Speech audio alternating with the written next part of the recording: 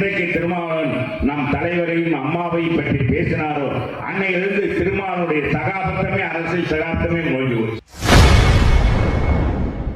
முன்னாள் முதல்வர் மறைந்த ஜெயலலிதா அவர்கள் குறித்து விசிக தலைவர் திருமாவளவன் பேசிய போதே அவரது அரசியல் சகாப்தம் முடிந்துவிட்டதாக அதிமுக முன்னாள் அமைச்சர் செல்லூர் ராஜு கூறியுள்ளார். புரட்சி தலைவரை பார்த்து அரசியல் பண்ண தெரியல, அரசியல் செய்ய தெரியாமல் செஞ்ச இவங்கனாலதான் தமிழ்நாடே கெட்டு போச்சுன்னு சொன்னவர் தான் திருமாவளவன். என்றைக்கு திருமாவளவன் நம் தலைவரையும் அம்மாவையும் பற்றி பேசினாரோ அன்னையிலிருந்து திருமாவளவனுடைய சகாப்தமே அரசியல் சகாப்தமே மொழி போச்சு.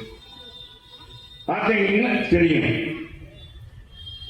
திருமாவளவனுடைய இருந்த நற்பெயரை அவரே கெடுத்துக் கொண்டார். ஏன்னா முத ஏற்றத்தாழ்வை ஒழித்தவர் புரட்சி தலைவர் எம்ஜிஆர் 50 விழுக்காடு இடஒதுக்கீடை கொண்டு வந்தார். அவருடைய வாரிசு 69% இடஒதுக்கீடை கொண்டு வந்து கொடுத்து அரசியலை கொண்டு வந்து நிலைப்படுத்தியது அதிமுக ஆட்சி. 54 ஆண்டுகள்ல என்னென்ன சாதனைகள் செஞ்சிருக்கின்றதுக்கு இதுவரை வரலாற்று சாதனைகள்.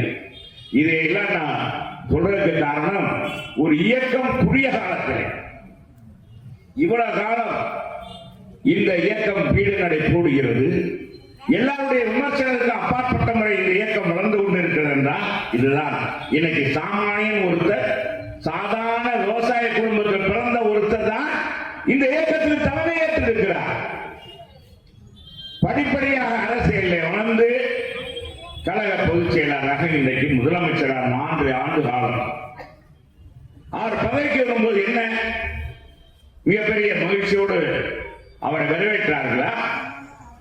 ஆட்சியை நடத்த முடியுமா ஸ்டாலினா, இவர் எடப்பாடியார் என்று ஸ்டாலினே கேள்வி பேசினார். பொங்கல் இருந்து அந்த திமுக ஆட்சிக்கு வந்துடும் அப்படின்னார். அத்தனை பேர் பேச்சையும் தவிடுபடியாக்கி 4 ஆண்டுகள் 3 மாதம் சிறப்பான ஆட்சி கொடுத்தார். பாதுகாக்கப்பட்ட வேளாண் மண்டலம் அவர் கொண்டு வந்தது. மும்முனை மின்சார திட்டம், விவசாயிகளுக்காக குடிமராமத்து திட்டம் எவ்வளவு பெரிய இருக்கணும். தூர்வா அதே மாதிரி அத்திக்கடு அனாசி திட்டம், 3 முறை பயிர்க்கடன் தள்ளுபடி, 3 முறைங்க. அம்மா ஆட்சியில 2 முறை தேர்தலை கூட்டுறவு தேர்தலை நடத்தியது அதிமுக ஆட்சியில. உன்னால ஒரு தேர்தல் நடத்த முடிஞ்சதா? தேர்ந்தெடுக்கப்பட்ட நிர்வாகிகளை கூட கலைத்தவன் தானே நீ. திமுக ஆட்சி.